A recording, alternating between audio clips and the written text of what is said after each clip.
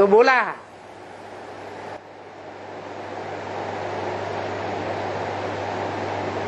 पहले हम सूक्ष्म वतनवासी हो जावे। कौन है? जो भी ब्रह्मा सो विष्णु बनने वाले होंगे नंबर बाद। फिर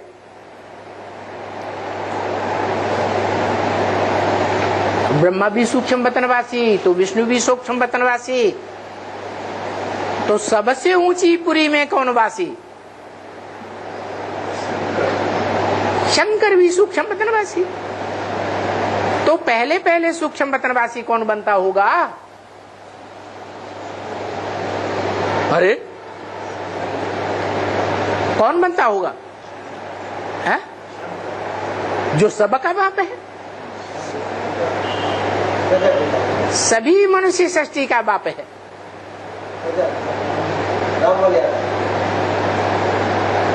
आदि है, सारी मनुष्य सृष्टि का आदि। वो पहले सूक्ष्म वतनवासी बनता होगा।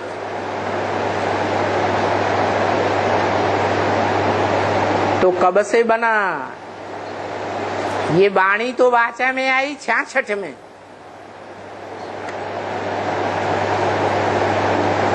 वो आत्मा जो काम के आधार पर शंकर नाम रूप धारण करती है, वो सूक्ष्म वतनवासी कब से बनती है?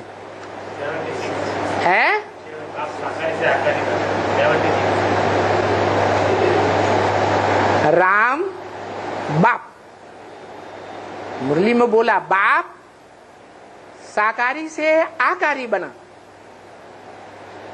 आकारी से निराकारी बना। निराकारी मूल रूप है, तो कब बना? निराकारी कब बना? अरे अभी पिछली अव्यक्तवाणी आई है, उसमें बोला है 18 जनवरी स्मृति दिवस नहीं है। पहला स्मृति दिवस 5 दिसंबर है।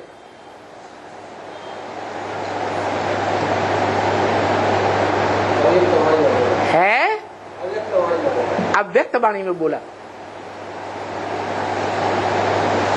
तो किस तरफ इशारा हुआ होगा? है सूक्ष्म वतन से ही अव्यक्त मिलन होता है, सूक्ष्म शरीर से ही होता है, या असली मिलन बीज रूप स्टेज का है,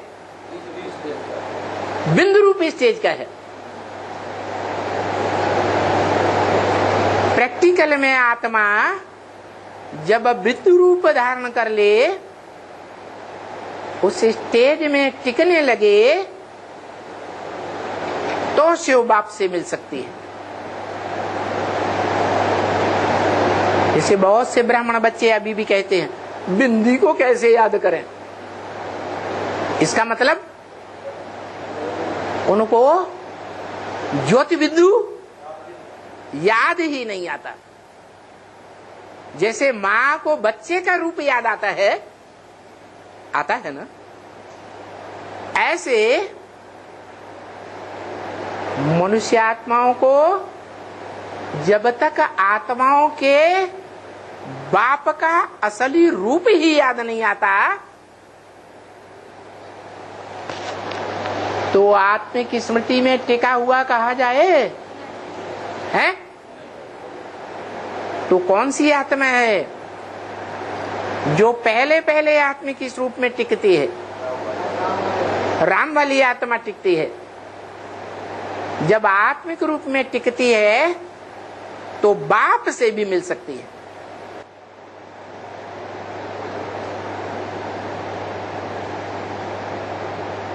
आत्मा के रूप में टिकने के लिए पहले ज्ञान मिलेगा या पहले टिकेगी? पहले ज्ञान मिलता है। तो बता दिया है, ब्रह्मा मुख की वेदवाणी कहो, मुरली कहो, उसमें बता दिया है। तुम बच्चे डायरेक्ट बाप से सीखोगे। कब? है जब आत्मा की, देह अभिमान की सारी कट उतर जाएगी, बिंदु बन जाएंगे, तो तुम डायरेक्ट किससे सीखोगे? बाप से सीखोगे। कौन सा बाप? कौन सी आत्मा? है? सिखाने वाला कौन सी आत्मा बाप के रूप में? अरे राम, हर बात में राम को ही पकड़ लिया। अरे राम बाप को सिखाने वाला कोई है या वो अपने आप सीख गया है? हाँ, शिव बाप पहले पहले राम वाली आत्मा के स्वरूप में जो बिंदु रूपी स्टेज में टिक जाती है या टिकना सीख जाती है, उससे मिलन मेला मनाती है। तो दोनों आत्माओं का अव्यक्त मिलन, पहला पहला अव्यक्त मिलन साबित होता है या नहीं साबित होता है? वो अव्यक्त मिलन बताया 5 दिसंबर है। क्या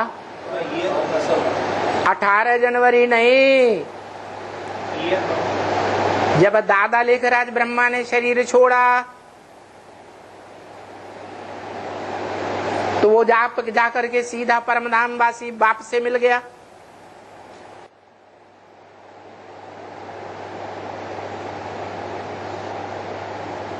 दादा लेखराज ब्रह्मा उनके लिए कहें कि उन्होंने देवभान को पूरा छोड़ दिया है? हम बच्चों के लिए बोला है, तुम बच्चों का अर्थात योगियों का कभी हार्ट फेल नहीं हो सकता।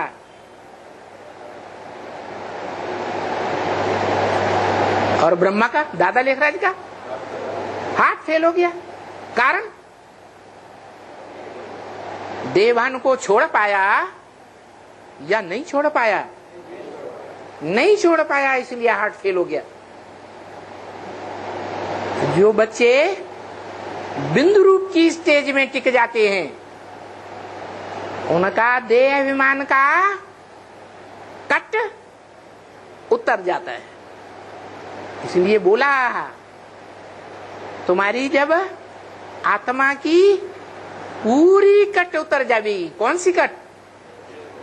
देहभान की पूरी कट उतर जाएगी। देह माने मिट्टी,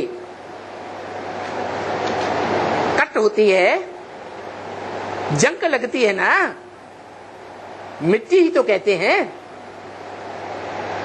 वो कट जब पूरी उतर जाएगी तो तुम डायरेक्ट बाप से सीखोगे।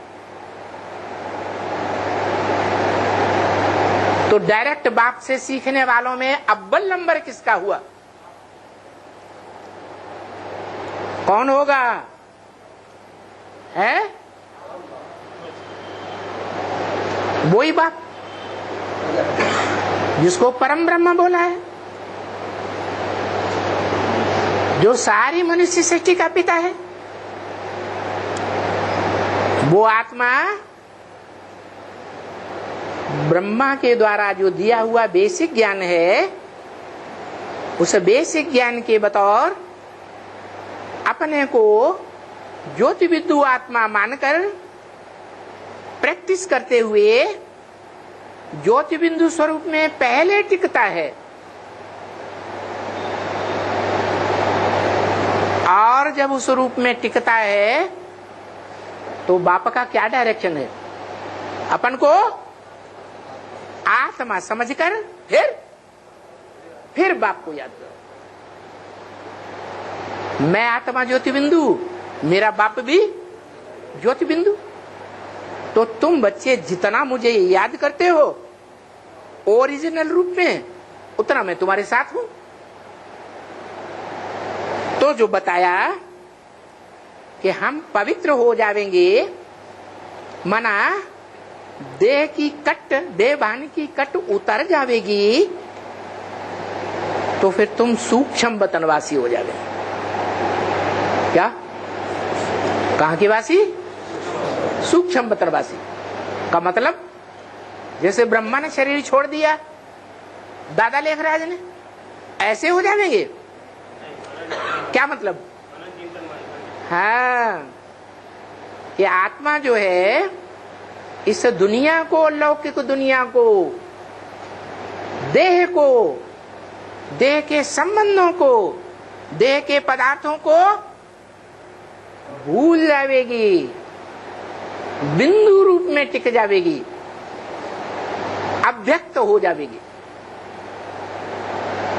बिंदु रूप भी अव्यक्त स्टेज है या नहीं है? है? ये सूक्ष्म शरीर ही अव्यक्त है? सूक्ष्म शरीर भी अव्यक्त है, लेकिन सूक्ष्म शरीर दो प्रकार का है।